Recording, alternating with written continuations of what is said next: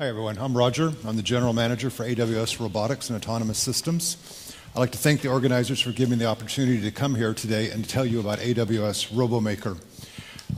We started this project about a year ago. I did with a small number of people. Now, obviously, Amazon has a deep experience in bench and robotics that we've been using to our advantage. But we've also got an increasing number of small projects that are just getting started that are using ROS. So that kind of made me aware of ROS and the challenges they're facing. So I cast a wider net. I actually talked to well over 100 customers about a year ago of various sizes, from startups to very large companies. And to a large extent, they were using ROS because of the ecosystem, because of the reuse. And I talked at length about the challenges they faced, how they planned to go into business. And there were three things that struck me.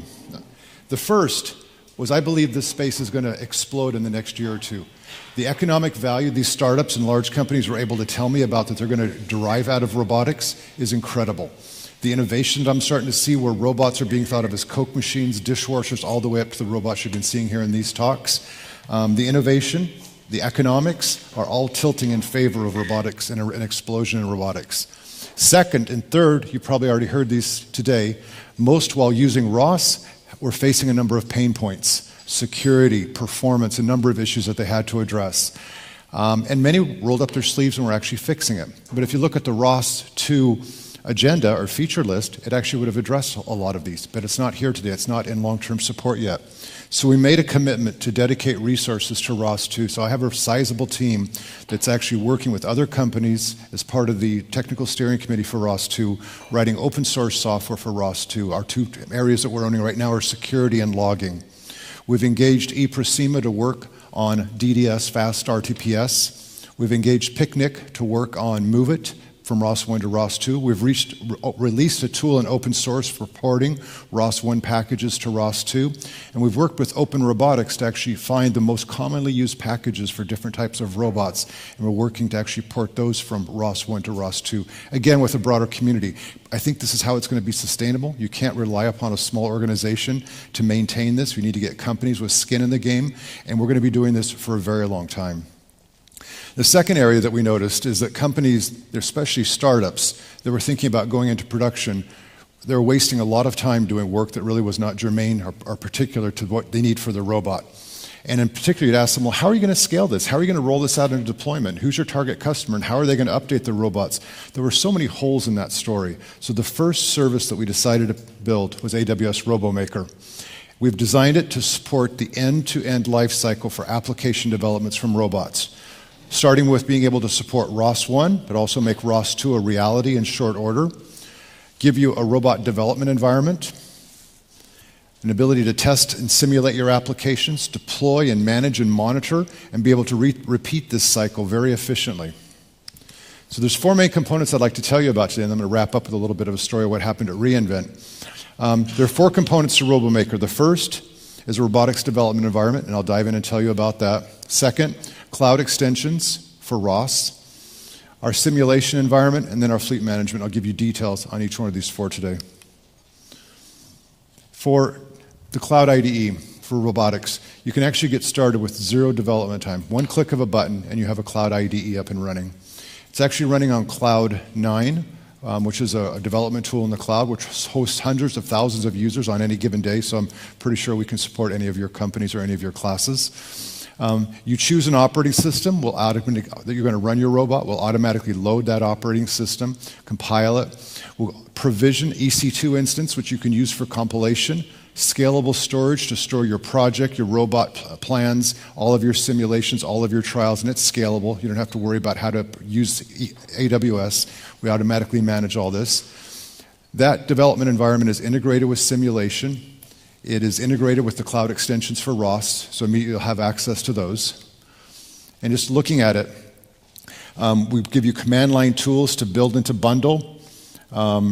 You have access to ROS. You can choose your version of ROS that you'd like to use. You'll see our cloud extensions, which I'll talk about in just a second.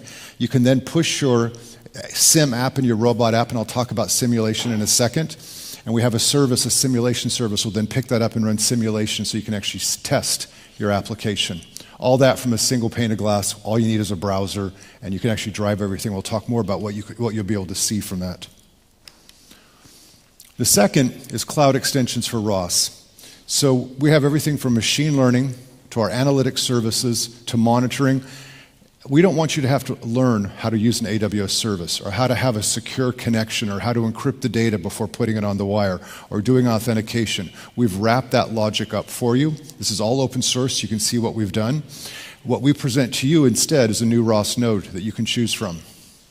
And we've got sample applications, again, all open source. You can actually see how we've used them. And the services we've started with, this is not a full inclusive list. Amazon Lex, so your robot can understand when you're talking to it. Amazon Poly, so your robot can respond to you with voice. Video streaming, so you can stream LiDAR, radar, and video up to the cloud. Amazon Recognition, which does image recognition and video recognition. Just stop for a moment with those two. We've got robots running around our lab that we've trained to recognize individual people, and as it walks by you, it'll call out your name. Because basically we're streaming the video up to the cloud. Deep learning model's been trained to recognize. We've got logging and monitoring from CloudWatch. If you'd like to know where your robot is at in the world, you can actually send a GPS ping periodically through CloudWatch and build a dashboard and know exactly where your robots are, what their battery level is. Any error messages that happen, you can stream that up to the cloud and see a dashboard. You can turn, you'll see later, we can actually turn monitoring on an individual robot to debug it and see how it's running and stream all of the ROS records to the cloud. And here's how this is built. What I'm showing you here is CloudWatch. So one of the number one feature requests we had was basically, I would like to understand the performance of my robot out in the field. I'd like to get location information. You can do this by streaming metrics and log records from your robot. The top part is what we expose to the user. It's just a new node. You can actually tell us what topics you want to listen to, and we make a secure connection to the AWS cloud with our credentials, your AWS credentials, to authenticate, encrypt the data, and stream it up to CloudWatch. CloudWatch gives you a number of tools to build dashboards, set alerts if it sees something interesting. You can actually write queries over it and get alerted if all the conditions of the query are met. But again, all that, and all you see is a new ROS node with an API, and you can activate that and start streaming data up to the cloud about where your robot's at. Now, simulation. This was the one thing that was so painful to hear small groups saying, yeah, we understand we really could use simulation, but we don't have time or the resources or capital resources to set it up. This is, again, available from your cloud development environment. You can spin up Gazebo simulation to test your ROS node, to test your application end-to-end, to generate synthetic data over what your sensors might be seeing. You do not have to provision any hardware. We automatically scale the simulation resources depending on the complexity of your simulation. We're giving you pre-built worlds for houses, for stores, for racetracks, and you can bring your own. You may have scanned your office building or your supply store that you're trying to actually have robots running in, and upload those as well, and we'll simulate your robot in that environment. You can run multiple simulations in parallel. We'll talk about how we're using that for machine learning, but if you're doing regression testing, we can scale out to thousands of simulations running in parallel for a single account. We've actually stress tested up to 30,000 simulations running in parallel. You can turn on physics models, and we're designing this to be pluggable. We've started with Gazebo. We're already talking to other research groups to say, actually, this is the simulator we'd like to use. So again, later next year, you should be able to see a series of simulation engines that you can actually select from to test. And it's pay as you go. Basically, as soon as your simulation stops, if you're just testing a ROS node, it's just pennies for simulation. If you turn on full-blown hundreds of moving objects, okay, that's going to cost you a little bit more, but it elastically scales, depends on the complexity of the compute that you're actually running. What you're seeing on the left are the tools you have available to you while your simulation is running on the cloud. You can visualize the simulation and see exactly what the simulation looks like if you want to watch it. You can stream the data off of an individual sensor. You can see all of the ROS messages passing back and forth. You even have a command line so you can inject a command into your running simulation if you want to perturb it. You create a simulation job, which means you choose your application that you'd like to actually test out. We'll copy that for you into an S3 bucket. We give you integration with CloudWatch. Let's say you want to monitor your robot and you're really worried about battery level. You want to make sure that under all conditions your battery never drops below 10%. So while the simulation is running, we're streaming these metrics out you've told us to monitor on your robot. And you can see a dashboard of all the metrics, and we log those as well. In case you want to go have lunch, you can come back and see what the performance is like. And because it's CloudWatch, you can set an alert up saying, I actually want to be alerted if any of my robots fall below 10% battery or get within more than 2 feet from another vehicle. We have all of the log records archived for you in S3, so if you do come back and you find one of your simulations, if you're running 10 at a time, went pear-shaped on you, you can actually open up the log file and see exactly what happened while that simulation was running. And you can scale this out, like I said, to tens or hundreds of simulations that you can run in parallel. We will find the instances, provision them, manage them, and monitor their health. You get at the top, you get an aggregated list of all the metrics you're tracking per simulation, so you can scan and see how all your simulations ran. We're talking to customers right now about how to visualize that, maybe some visualization tools. You see all the log records. Should one of your simulations, if you noticed maybe simulation 20, because of your metrics, your battery power fell below 10%, you can drop down and find the log file for that particular simulation and walk through exactly what happened, or simply discard the logs if all looks well. Now, fleet management. This one, we've heard about security today. We've heard about fleet management before. This one really is hard. When talking to a lot of startups, it's a very manual process, and my Kindle actually upgrades itself more smarter than that. So, begin with, we've integrated with AWS IoT Greengrass. So basically, that gives you security. Nobody's going to be able to push an update onto your robot unless they have your AWS credentials, which we work very hard to keep closely held. You have a registry, so you can register your robot. When you do that, you have all sorts of management functions that you can run over that robot once it's been registered into your fleet. We'll talk a little bit more about fleets as well. You can then, once you've registered your robot, you can deploy your application to your robot. This whole idea of fleets, we give you the ability to create different fleets. Like maybe you have a beta fleet that's in your office of robots, or 2 of 3. You can put them all, register them within that fleet. Then you just have one deployment you have to do to that fleet. You pick a version of your application that you want to deploy. You press deploy, select the fleet, and we run that job. We actually have an agent on the robot, and if the robot's busy or active, we don't deploy. We pend. And we'll keep track of that until the robot's in a quiescent state and the agent says it's safe to roll it out. We have an error threshold that you can set, and should you actually exceed that threshold of failed deployments, we'll automatically stop the deployment and roll it back as well. And you have monitoring of an individual robot out in the field through the fleet management. You can turn it on and see exactly what an individual robot's doing. You have remote control over the robot. You can send robots individual commands, or if you want to orchestrate their behavior from fleet management, send a group of them. And orchestration is really TBD. In our fulfillment centers, we're orchestrating the movement of all of our robots, and so we're taking some of that same IP and bringing that into our service. You can specify that you want your robots uniformly distributed across a certain area, or if you want to have some other coordinated activity amongst your robots, you can do that from the fleet management console. So all this picture is trying to show you here, your robot's running Greengrass Core on the lower left-hand side. At the top, you create a deployment job where you choose the application, you choose the fleet to which you want to deploy it, and hit deploy, and then we'll actually start deploying to your individual robots. And again, we track the status of the robot, and if there's any that were active at the time, we keep checking back and wait until we fully deployed across that entire fleet.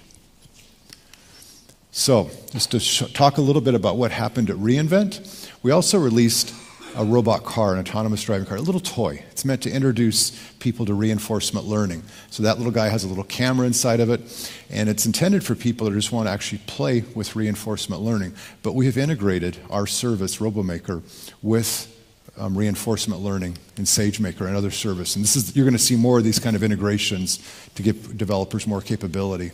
So reinforcement learning, I'm sure most of you are aware of, but just a quick 2 slides.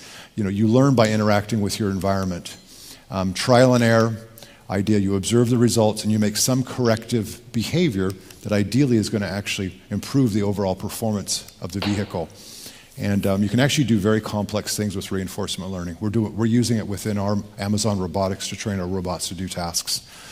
We've got some tricks up our sleeve which we hope to be releasing. But to do reinforcement learning, you need to have a learning environment. As an FYI, next year, our reinforcement learning can actually be getting feedback from robots out in production. So once you've deployed your robot, what we're going to get from fleet management is feedback on how it's actually performing or mistakes it's made. And if that information can be fed back into reinforcement learning to adjust its behavior, we'll do so. So while even your robot might be making just one mistake, if you've got 100 or 500 deployed out in the field, odds are they're all making that same mistake or some variant of it. We can aggregate that information through our fleet management console and streaming the data back through Kinesis, and then actually update the model and push it back out as well. It's not available today. So again, we have a representation of the world through simulation. You can program it to represent real-world conditions, and you can get as crazy as you want in terms of how complex you actually want to model your world. And then basically you do domain randomization. You perturb the environment. You create multiple different instances of that environment so the robot learns what's important and can actually forget the details of a single. It doesn't over-specialize on a single one, instead generalizes. So for us, just a little bit, again, quickly. Right there in the center is basically our simulation environment, where we have a reinforcement learning agent. So if you decide to use reinforcement for your robot, we have an agent that we install. It works with the simulation that you have set up. It gets actions, makes observations about its performance. It doesn't know if it's right or wrong. These are just observations. But then that basically gets fed back and performs a training set, which gets fed back into SageMaker. And this results in model updates, which your car gets smarter in this case. So, at reInvent this year, we had hundreds, bordering on thousands of developers. None of them knew robotics. None of them knew ROS. Instead, we gave them basically this simulation environment. We gave them controls that they could use to perturb the environment. We gave them a little tutorial on reward functions for reinforcement learning, and we allowed them to write different reward functions. That was the extent of the programming.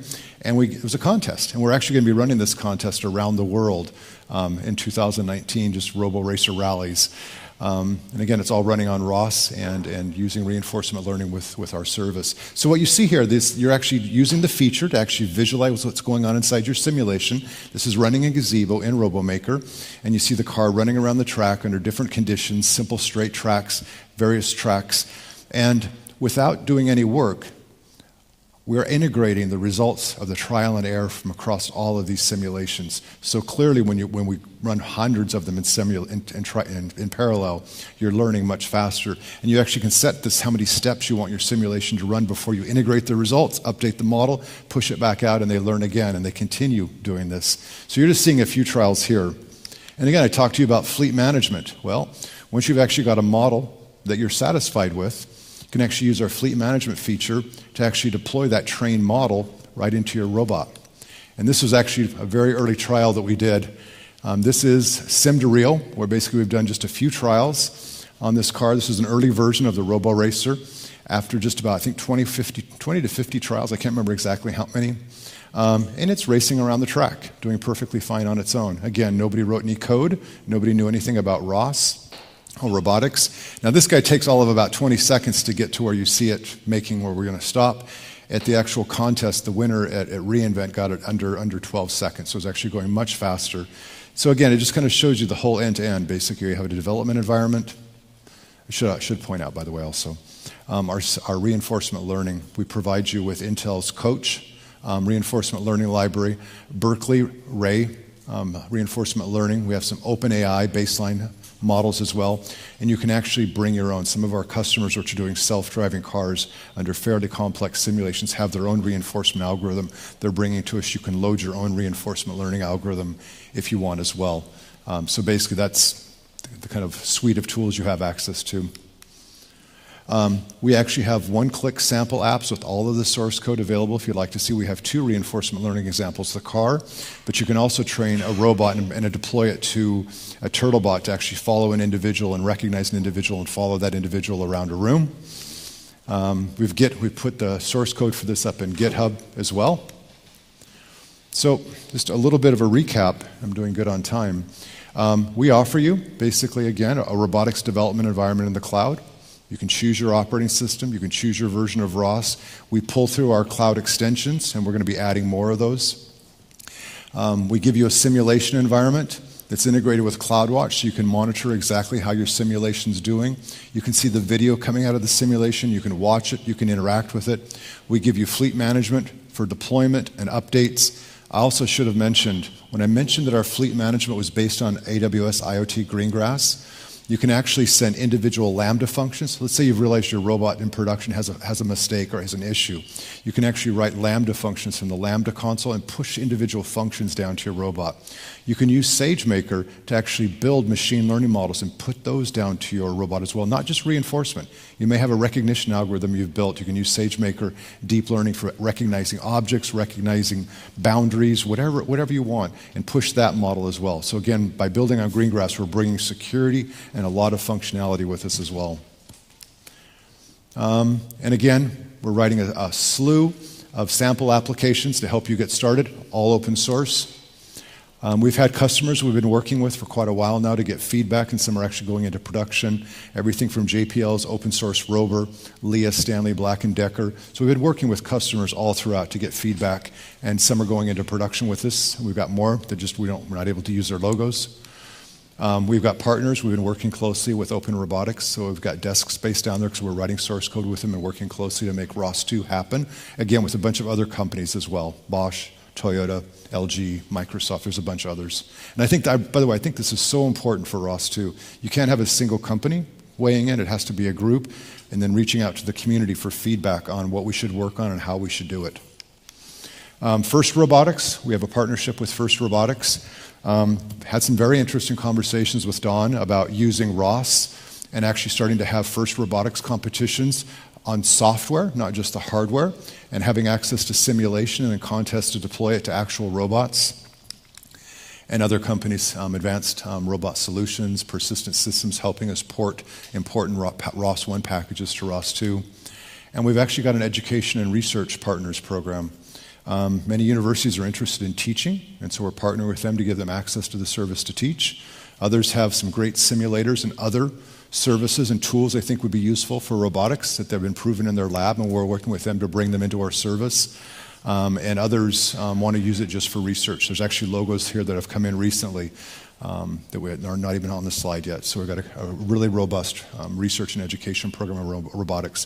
What we intend to do is off Amazon.com, we're working with some of these educators to put curriculum material up on our site and make it free for anyone with the .edu email address to actually go in and learn robotics and go through learning paths and get certifications.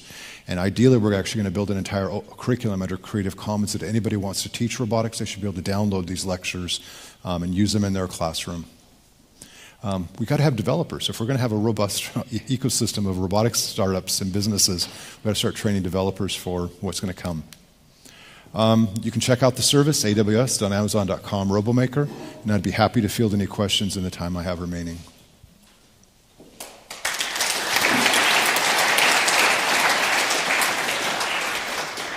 Very interesting. So I already see a number of questions.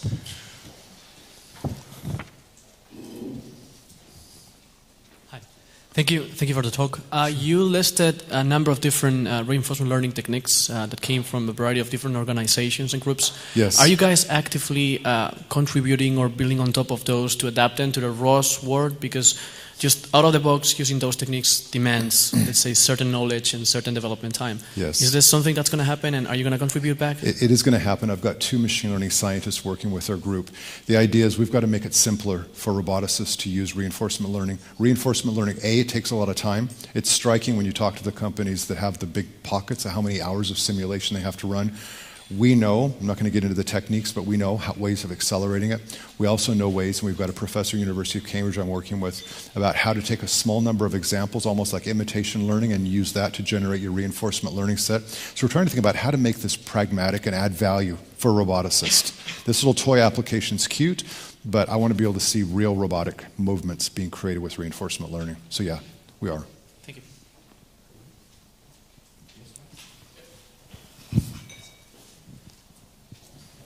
So I was curious to know if there is any policy to guarantee the confidentiality of data. For example, if I upload on the cloud some confidential data in the simulation, am I guaranteed that this data remains private. And, yes. The question is, if you didn't hear, does he have any guarantee if he puts in data about the simulation that it's actually private? Security is AWS's #1 thing, or we'd be out of business like that. And we actually work with the government as well. So we have this service is actually already being put into a government region. So security, privacy is paramount. So nobody's seeing what's your, yeah. Okay. Right. And by the way, this is why we're focusing on security so much within ROS-2. Everything's encrypted, all your messages are encrypted, only you with your key can actually have access to that. Yes. Okay. There's another question over there. Hi.